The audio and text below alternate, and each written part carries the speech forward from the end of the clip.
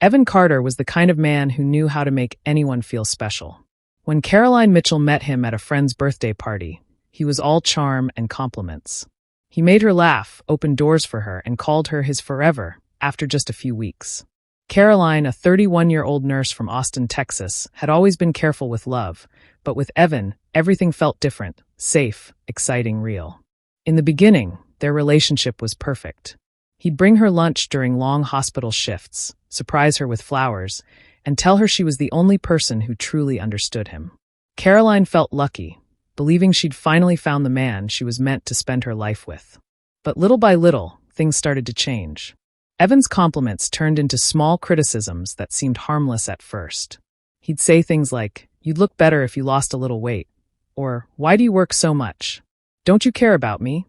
Caroline would laugh it off, thinking he was just joking. But over time, those words began to stick. He started checking her phone, questioning her about male coworkers, and getting angry if she went out with friends. Every fight ended the same way, with him twisting things until Caroline felt like she was the problem. He'd apologize just enough to make her stay. "I only act this way because I love you," he'd say. "You're lucky I put up with you." And she believed him because she wanted to believe in their love. 5 years passed like that, full of small heartbreaks that she kept forgiving. She stopped dressing the way she liked because he said her clothes were too revealing. She avoided her friends because he called them bad influences. Slowly, her world became smaller, revolving around his moods and his approval.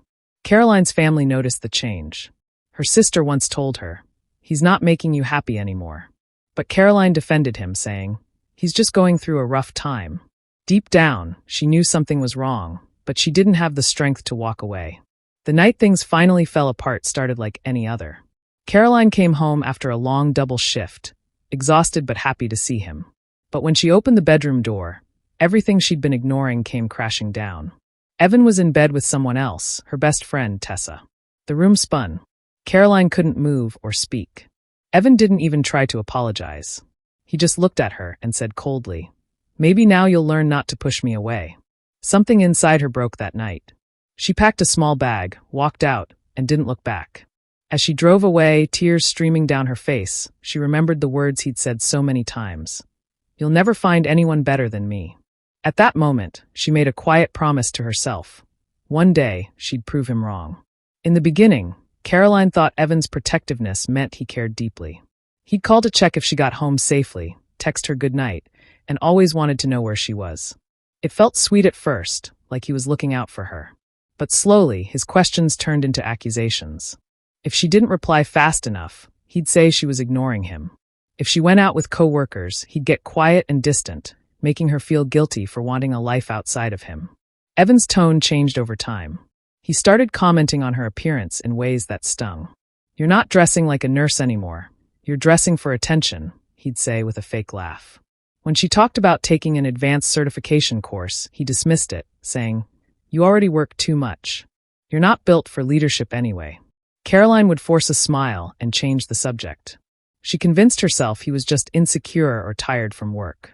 The more he criticized her, the more she tried to please him. She'd cancel plans with friends to spend time with him. She'd change outfits if he didn't like what she wore. She even stopped talking about her goals because she didn't want to start another argument. Every decision she made seemed to revolve around avoiding his disapproval. Evan had a way of twisting things that made Caroline question herself. When he said hurtful things, he'd later blame her for overreacting. When she cried, he'd roll his eyes and tell her to stop being dramatic. He could be cruel one minute and loving the next, leaving her confused about what was real. She began walking on eggshells, afraid that one wrong word would set him off. Sometimes he'd disappear for a day or two, not answering calls or texts. Caroline would panic, thinking something had happened to him. Then he'd suddenly show up like nothing was wrong, acting charming and affectionate. "You worry too much," he'd tell her, laughing. But inside, she felt empty and used. Evan always found ways to make her feel responsible for his moods. If he lost his temper, it was because she pushed his buttons. If he ignored her, it was because she didn't appreciate him. Caroline tried everything, cooking his favorite meals, giving him space, staying quiet, but nothing ever seemed to please him for long. He made her believe she couldn't do better. "No one else would put up with you," he'd say with a smirk after an argument. Sometimes he softened it with, You know I'm the only one who truly gets you." But it still made her stomach twist. By then, Caroline felt trapped. She still loved him, but it wasn't the same love she started with. It was a love built on fear, guilt, and hope that maybe he'd change back into the man she first met. But deep down, she was starting to realize that man never really existed.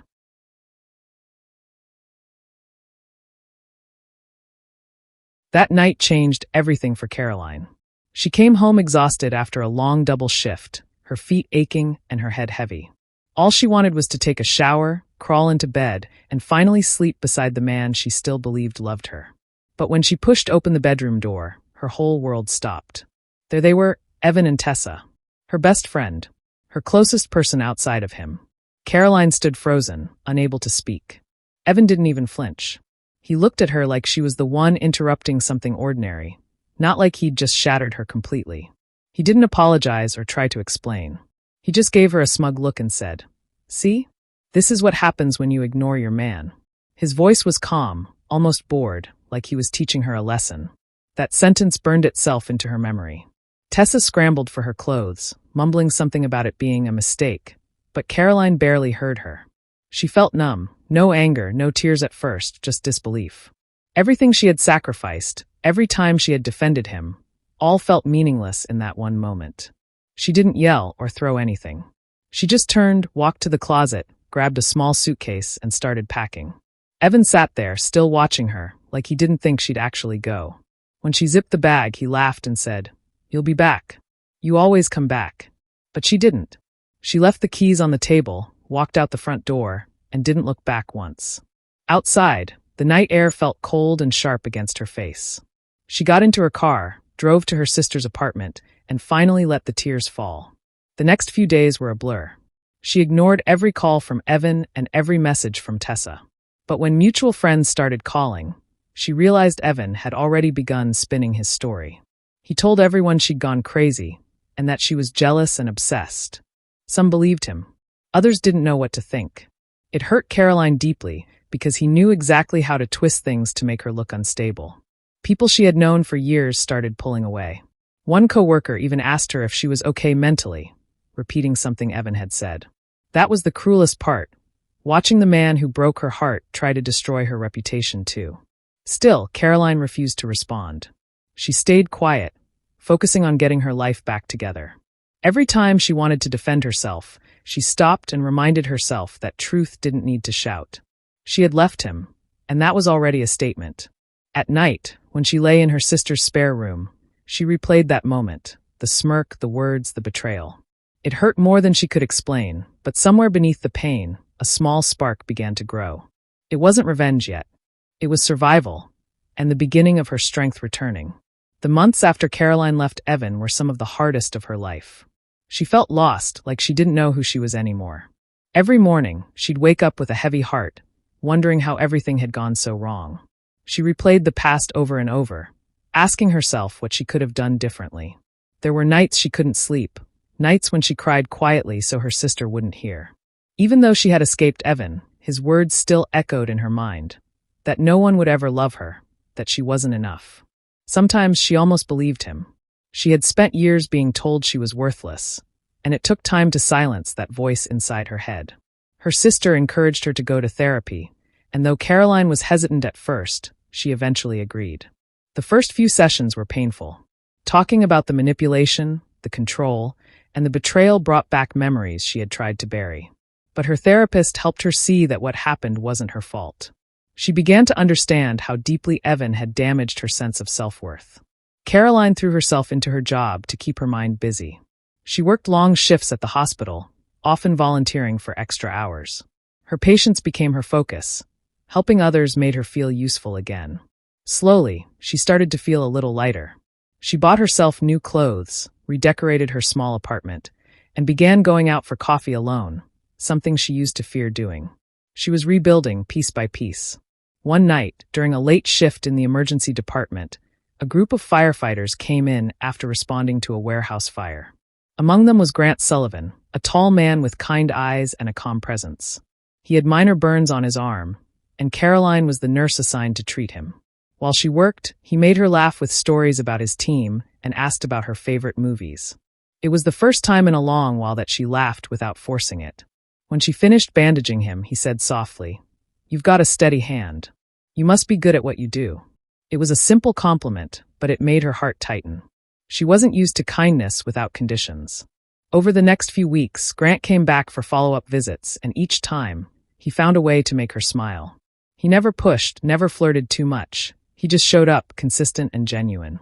Caroline appreciated that more than he knew. She tried to keep her distance at first, afraid of falling into another trap. But Grant wasn't like Evan.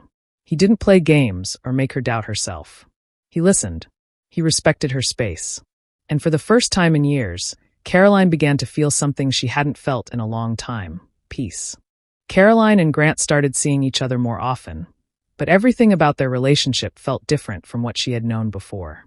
There were no games, no guessing, no fear of saying the wrong thing. He called when he said he would, showed up when he promised, and listened when she talked. With him, she didn't have to walk on eggshells or hide parts of herself. She could just be, and that was new to her. They took things slow. Grant understood that Caroline had been hurt deeply, so he never pushed her. He gave her time to trust again. On weekends, they went for long walks by the lake or cooked dinner together in his small kitchen. Sometimes they'd sit in silence, watching movies or reading. Even in quiet moments, she felt safe beside him. Little by little, Grant helped Caroline believe that love could be gentle. When she doubted herself, he reminded her of her strength. When she hesitated to make decisions, he told her he trusted her judgment. He celebrated her small wins, finishing a tough shift, standing up for herself at work, or finally laughing without hesitation. Grant had a calm, steady nature that grounded her. He didn't raise his voice, didn't mock her, didn't make her feel like she was too emotional or too much. Instead, he made her feel seen. Every time she looked at him, she realized she had never truly experienced real love until now. Love that healed instead of hurt. Caroline began to open up about her past, the pain, and how hard it had been to start over. Grant never pitied her. He just listened and said, "You didn't deserve that, but I'm glad you're here now." Those words stayed with her. For the first time, she didn't feel broken anymore. She felt valued. As months turned into years, their bond only grew stronger. They supported each other through long work hours and tough days.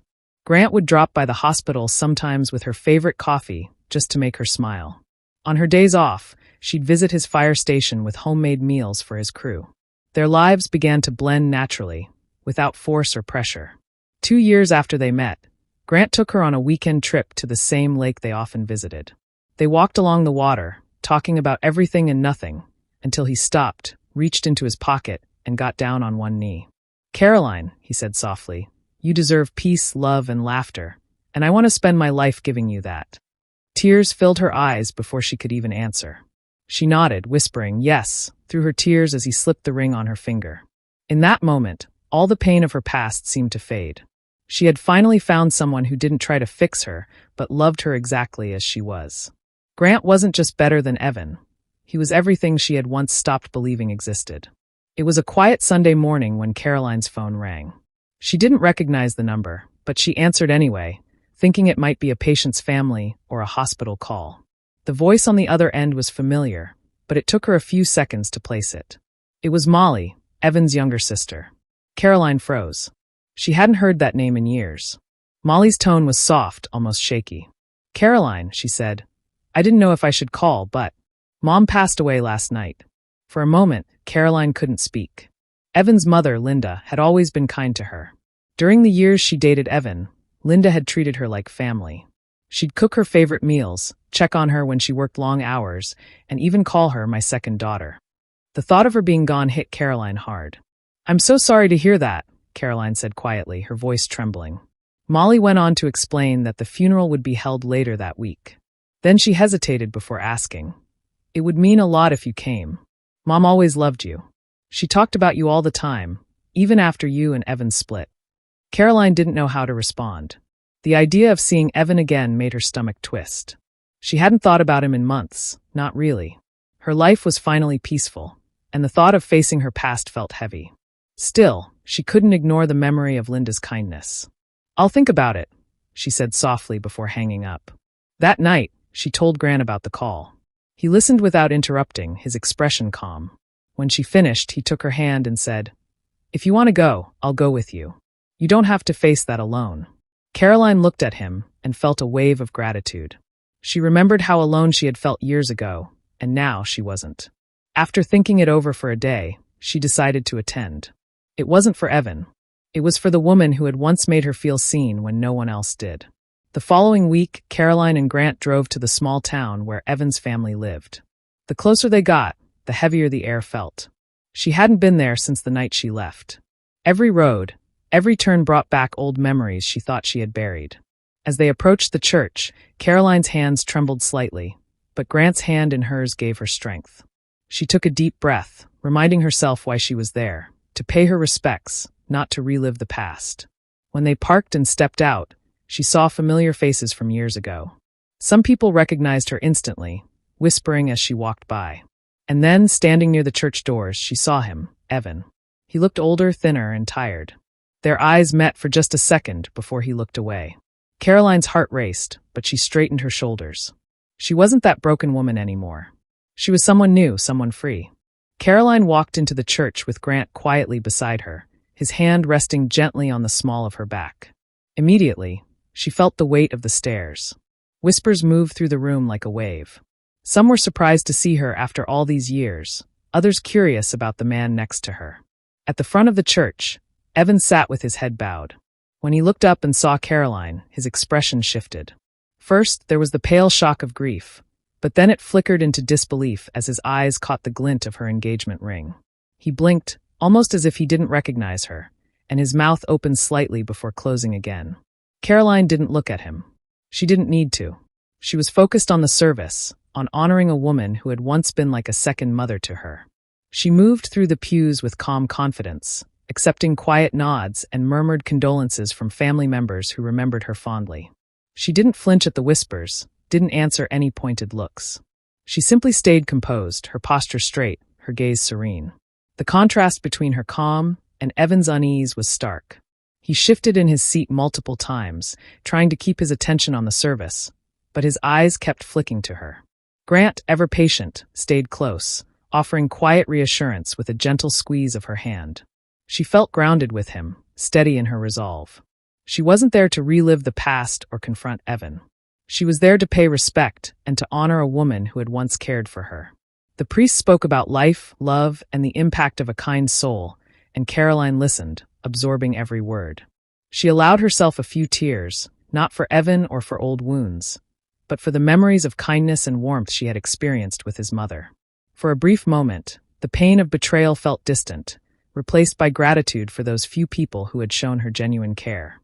When the service ended, Caroline and Grant made their way outside, joining the small crowd that had gathered near the church doors. Evan was waiting, adjusting his jacket, trying to mask the unease that Caroline knew all too well. He took a deep breath, attempting a confident tone. "Caroline, I didn't expect to see you here."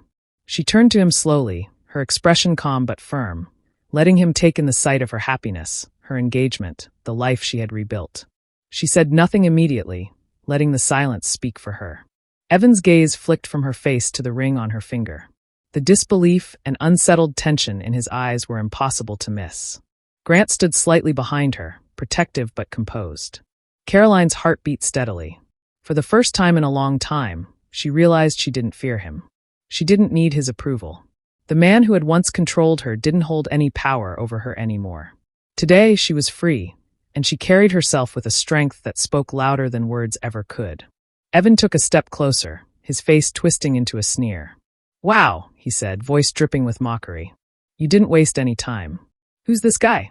His eyes flicked to Grant, scanning him up and down, clearly trying to find something to mock.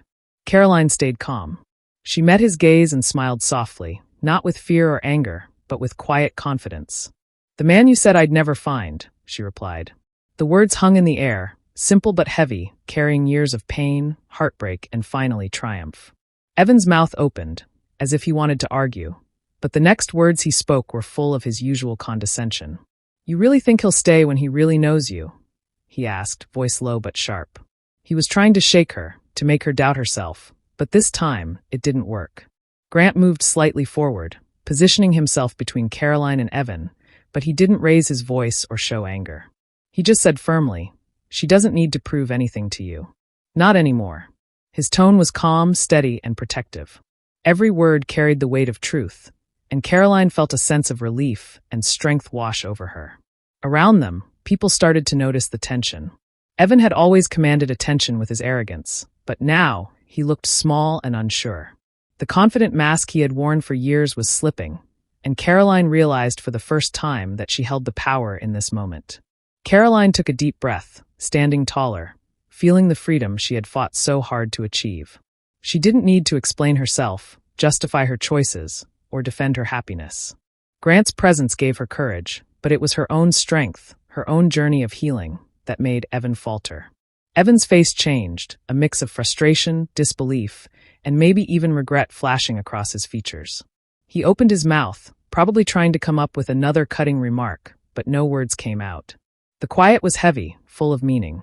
For the first time in years, he didn't control the room. He didn't control her. Caroline looked around, seeing the subtle nods from people nearby. Some sympathetic, some curious, all aware of the silent confrontation unfolding. The moment was quiet, yet it spoke volumes. It wasn't loud or dramatic, it didn't need to be. The power was in the stillness, in the finality of her words and her composure. Evan stepped back slightly, his confidence gone. Caroline didn't gloat, didn't mock him. She simply stood there, holding Grant's hand, smiling softly, carrying herself with dignity.